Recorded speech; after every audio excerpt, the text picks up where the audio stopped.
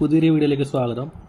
ഇന്ന് നമ്മൾ ഡിസ്കസ് ചെയ്യുന്നത് കനേഡിയൻ ടൂറിസ്റ്റ് വിസ എങ്ങനെയാണ് ഓൺലൈനിൽ അപ്ലൈ ചെയ്യുന്നത്, എന്തൊക്കെ ഡോക്യുമെൻറ്റ്സ് ആണ് വേണ്ടത്, പ്രൊസീജിയേഴ്സ് എങ്ങനെയാണ്, പ്രോസസ്സിങ് ടൈം എത്ര എടുക്കുന്നുണ്ട്, ഇതൊക്കെയാണ് നമ്മൾ ഇന്നത്തെ വീഡിയോയിൽ നമ്മൾ പറയാൻ പോകുന്നത്. ഇതാണ് ഒഫീഷ്യൽ വെബ്സൈറ്റ്.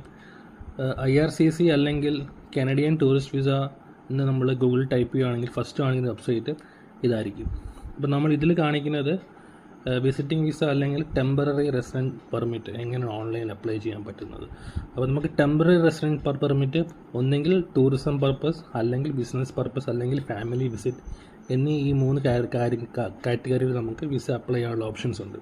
അപ്പോൾ നമുക്ക് ഫസ്റ്റ് ടൂറിസ്റ്റ് വിസയുടെ ഡീറ്റെയിൽസ് നോക്കാം.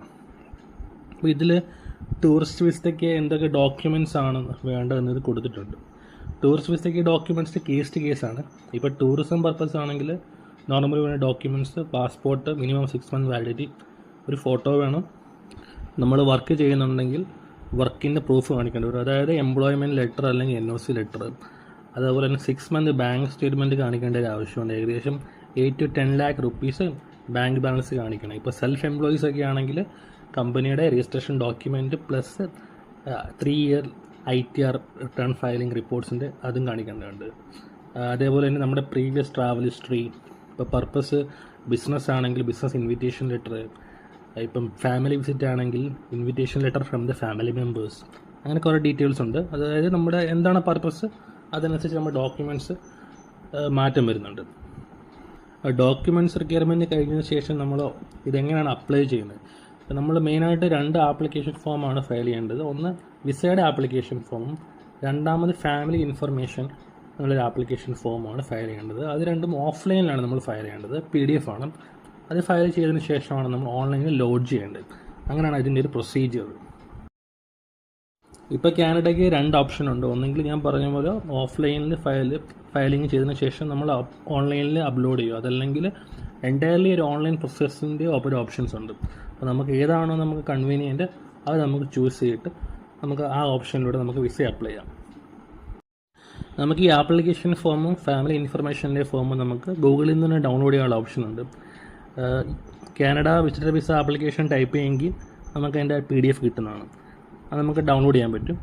അപ്പോൾ ശ്രദ്ധിക്കേണ്ട ഒരു കാര്യം, ആ PDF അബോർഡിൽ മാത്രമേ അത് ഓപ്പൺ ആവുള്ളൂ. അപ്ഡേറ്റ് വെർഷൻ ആണെങ്കിൽ നമുക്ക് അബോർഡിൽ ഓപ്പൺ ആക്കാൻ പറ്റും വളരെ ഈസി ആയിട്ട്.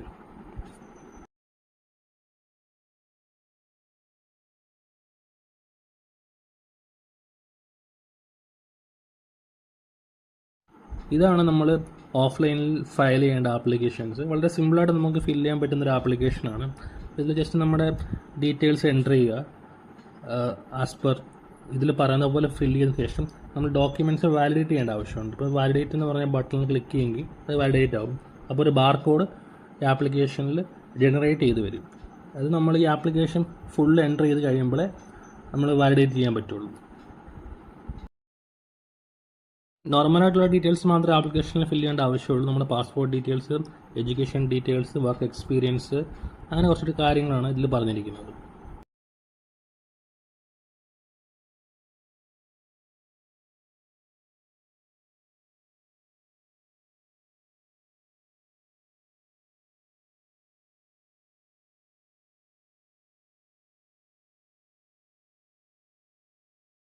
നമ്മൾ രണ്ടാമത് ഫില്ല് ചെയ്യേണ്ട ആപ്ലിക്കേഷനാണ് ഫാമിലി ഇൻഫർമേഷൻ. ഇതിൽ നമ്മൾ ഫില്ല് ചെയ്യേണ്ടത് നമ്മുടെ പേരൻസ് ഡീറ്റെയിൽ, നമ്മൾ മാരീഡ് ആണെങ്കിൽ സ്പൗസിൻ്റെ ഡീറ്റെയിൽ, കുട്ടികളുടെ ഡീറ്റെയിൽസ്, നമ്മുടെ സിബ്ലിങ്സിൻ്റെ ഡീറ്റെയിൽസ്, അങ്ങനെ ഡീറ്റെയിൽ ആയിട്ടുള്ള അവരുടെ ഒക്കുപേഷൻസ്, അവരുടെ പ്രസൻറ്റ് അഡ്രസ്സ്, ഇതെല്ലാം നമ്മൾ എൻ്റർ ചെയ്ത് ഇത് സേവ് ചെയ്യണം. ഈ 2 ആപ്ലിക്കേഷനാണ് നമുക്ക് ഇനിഷ്യലി ഫയൽ ചെയ്യേണ്ടി വരുന്നത്, 2 ഫോംസ്.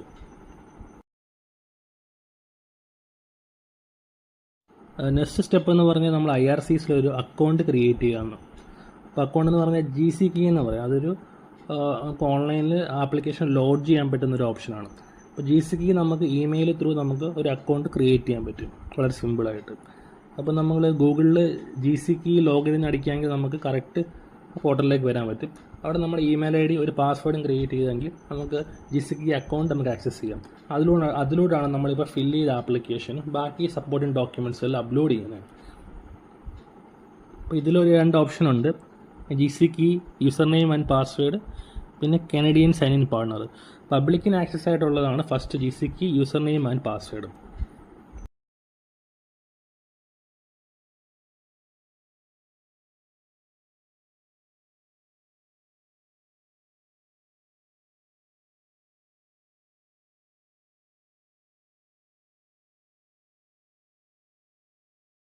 GC keyയിൽ അക്കൗണ്ട് നമ്മൾ പ്രിപ്പയർ ചെയ്യുമ്പോൾ ഫസ്റ്റ് യൂസർ നെയിം നമ്മൾ കൊടുക്കണം. യൂസർ നെയിം യൂണിക് ആയിരിക്കണം. അപ്പോൾ യൂസർ നെയിം കൊടുത്തിട്ട് അക്സെപ്റ്റ് ചെയ്തിട്ട് നമ്മുടെ ഇമെയിൽ ഐ ഡിയും മറ്റ് കണ്ടീഷൻസും, കുറേ സെക്യൂരിറ്റി ക്വസ്റ്റ്യൻസ് ഒക്കെ ഉണ്ട്, അത് നമ്മൾ കറക്റ്റായിട്ട് എൻ്റർ ചെയ്തതിന് ശേഷം നമുക്ക് ഇത് ക്ലിയർ ആയിട്ട് ഈ അക്കൗണ്ട് ക്രിയേറ്റ് ചെയ്യാൻ പറ്റുന്നതാണ്.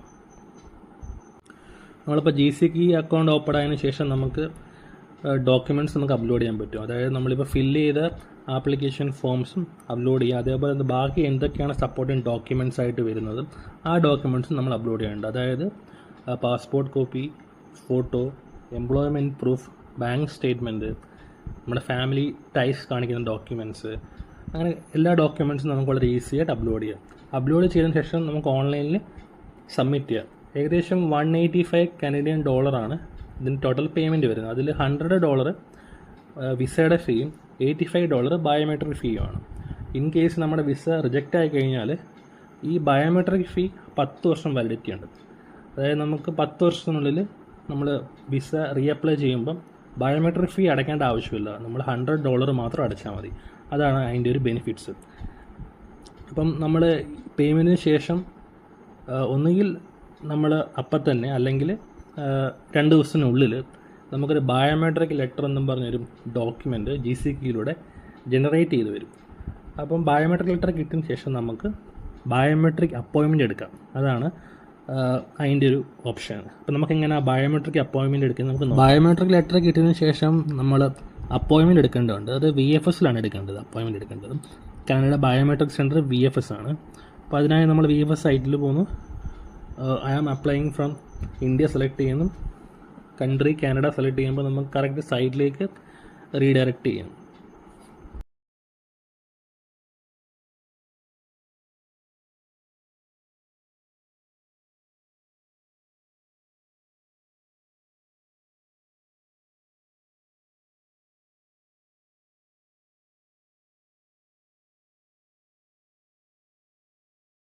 ഇതിൽ ബുക്ക് ആൻ അപ്പോയിൻമെൻറ്റ് എന്ന ഓപ്ഷനിൽ ക്ലിക്ക് ചെയ്യുന്നു.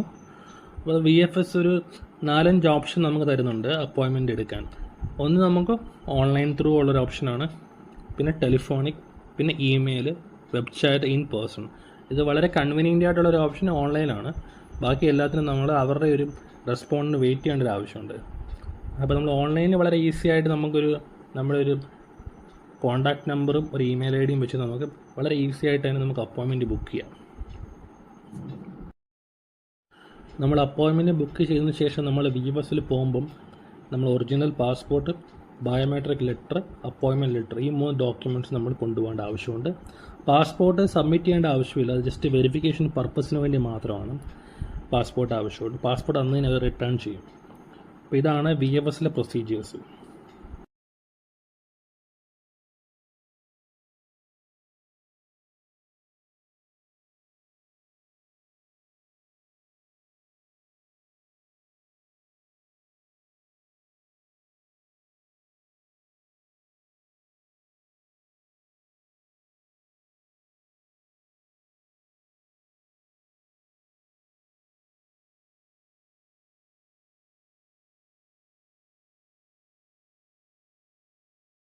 ബയോമെട്രിക്കിന് ശേഷം നമ്മൾ വെയിറ്റ് ചെയ്യേണ്ട ഒരു ആവശ്യമുണ്ട്. ഏകദേശം ഒരു സിസ്റ്റത്തിൽ നമ്മൾ ചെക്ക് ചെയ്യുമ്പം അറിയാൻ കഴിയുന്ന ഏകദേശം ഒരു 3 മാസം വരെ ടൈം എടുക്കാം ഇതിൻ്റെ ഒരു റിസൾട്ട് അറിയാൻ.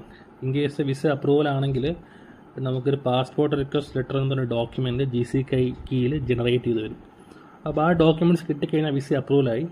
നമ്മുടെ പാസ്പോർട്ട് സബ്മിറ്റ് ചെയ്യേണ്ട ആവശ്യമുണ്ട് വിസ സ്റ്റാമ്പിങ്ങിന് വേണ്ടി.